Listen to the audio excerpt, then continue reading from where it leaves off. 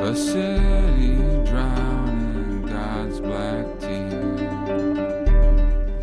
So Gears of War 3 is the third game, of course, in the original trilogy of games of what Gears is going to be. The planet has essentially gone to hell. Everybody's stranded now, and you have Marcus and Dom and the other members of Delta are now living aboard what is essentially a flotilla, kind of a cobbled-together boat, because a new threat has arisen known as the Lambent, and this is this golden energy source of emulsion that has started to take over some of the locusts in the world and turn them into these horrifically mutating creatures. And that's where we start off. There's great new weapons. We're doing 4-player co-op now. One of my favorite new weapons is the Pendulum Air Lancer. It's the older version of our signature weapon, which of course is a gun with a chainsaw attached to it. And it's basically a giant bayonet on the front of it. Imagine like a 8-inch long spear, and you can hold the B button and basically dash at your enemies and just kind of jam it through them and pick them up and toss them aside. You're mine now! Digger!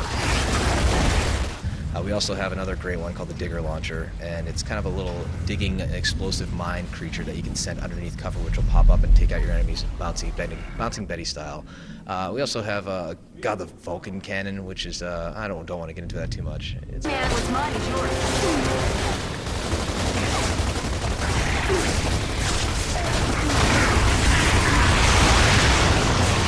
Incoming Lambent!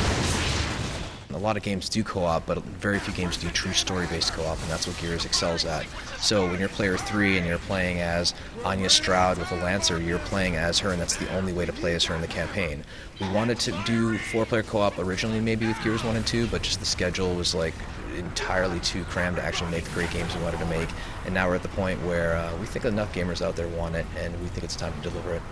The Gears movie is something that's still in a state of flux. It's one of those situations that Hollywood is very much touch and go. One minute your project is in full production, the next minute it's in movie jail.